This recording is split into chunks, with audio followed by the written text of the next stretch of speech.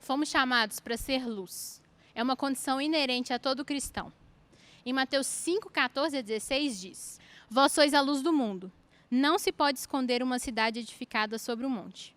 Nem se acende a candeia e se coloca debaixo do alqueire, mas no velador, e dá luz a todos que estão na casa. Assim, resplandeça a vossa luz diante dos homens, para que vejam as boas obras e glorifiquem o vosso Pai que estás nos céus. Assim como não faz sentido esconder uma lâmpada, não faz sentido um cristão não pregar o evangelho. A palavra proclamação se divide em duas partes. A primeira é proclamar, falar, dizer. E a segunda é ação, fazer. Se o que eu falo não condiz com as minhas ações, então a proclamação é incompleta. Isso não nos isenta de pregar a palavra, mas as nossas atitudes e a forma com que a gente transborda amor influencia muito na forma com que as pessoas vão receber tudo aquilo que a gente proclamar. Eu sou a flecha e a palavra é a espada. As duas se completam. Eu só fazer e eu só falar não é a mesma coisa do que fazer e falar. As pessoas criam no que Jesus falava porque ele era e é a palavra. Em João 1, diz que no princípio era o verbo estava com Deus e o verbo era Deus, desde o princípio. E todas as coisas foram criadas por intermédio dele, que é a palavra. O que ele pregava era 100% compatível com quem ele era e é. Ele era agradável, intencional e transbordava amor.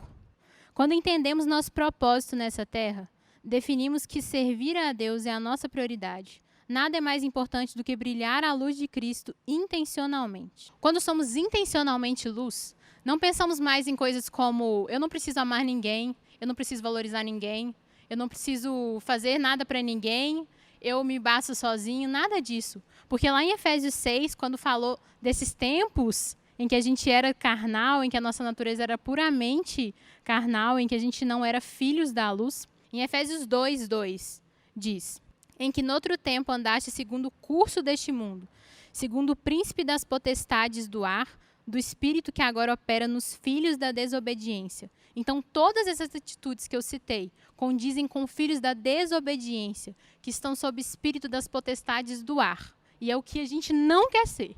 Em Filipenses 2,15 diz: para que sejais irrepreensíveis e sinceros, filhos de Deus inculpáveis, no meio de uma geração corrompida, perversa, entre a qual resplandeceis como astros no mundo. Ao contrário dessas atitudes do velho homem, a gente deve fazer coisas que demonstrem amor intencional, para as pessoas perceberem que nós somos diferentes. Por exemplo, elogiar, incentivar, sorrir, dar um bom dia, coisas que mostrem para as pessoas ao nosso redor que a gente anda na contramão. A gente estava falando que aquelas atitudes do passado, elas dizem respeito aos filhos da desobediência. Só que lá em 1 Pedro 1,14 diz: como filhos da obediência, não vos conformando com as concupiscências que antes havia em vossa ignorância.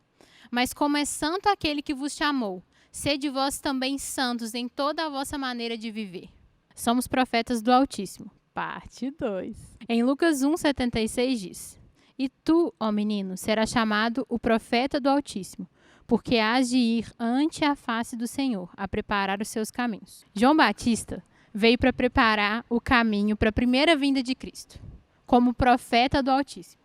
E nós, como profetas do Altíssimo, parte 2, devemos preparar o caminho para a segunda vinda de Cristo.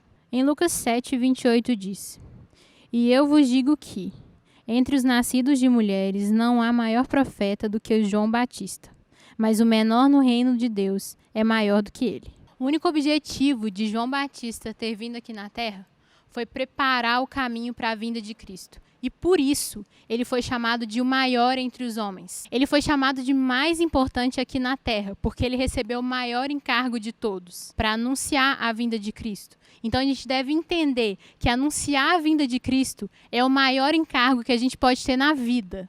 Por último, meus amigos, nós precisamos entender que para a gente ser luz, em palavra e em ação, a gente precisa entender a graça de Jesus.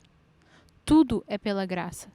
A gente precisa parar de pensar que as pessoas precisam fazer alguma coisa para serem salvas, porque Jesus instituiu a dispensação da graça. Ele libertou a gente não precisa mais sacrificar animais, porque o único sacrifício necessário e suficiente já foi dado por Cristo na cruz. Então, se a gente quer evangelizar, se a gente quer levar o verdadeiro evangelho de Cristo para as pessoas, a gente precisa propagar a graça. E isso não diz respeito a legalismo, isso não diz respeito a exigir às pessoas que elas façam alguma coisa, que elas deixem de fazer coisa, que elas comecem a fazer outra coisa. A gente entende sim que é necessário a gente abrir mão da natureza do velho homem, mas não é disso que Jesus veio falar. Jesus veio falar de amor, Jesus veio falar de graça, Jesus veio falar de misericórdia. Tanto que ele falou tantas vezes, misericórdia quero e não sacrifício. E é isso que a gente precisa pregar em palavra e em ação. E para que a gente seja realmente luz, a gente precisa entender que a gente também depende da graça de Jesus. Porque por nós, a gente não consegue. A gente não consegue refletir luz. A gente não consegue refletir graça por nós mesmos. A gente precisa de Jesus. A gente precisa estar completamente cheio dele para ser realmente luz e resplandecer essa luz que vem do alto, não de nós, mas de Deus. Entendendo também que a salvação é pela graça. Como diz lá em Efésios 2, que porque pela graça fomos salvos. Isso não vem de nós, é dom de Deus. Então a salvação não vem de nós. Não é por você que as pessoas vão ser salvas, é por Jesus, é pela graça. E é isso, pessoal. Muito obrigada por ter me assistido até aqui. Se isso fez algum sentido para você, se você acha que você precisa mudar alguma coisa, pode entrar em contato com a gente do Rising, que a gente vai estar de coração aberto para te receber. Se você tiver gostado desse vídeo, curte aqui, deixa seu like, deixa seu comentário, fala o que você acha que você gostou, o que você acha que precisa mudar. Se inscreve no nosso canal do YouTube e segue a gente lá no Instagram, @RisingMovement. E é isso, um beijo e até a próxima!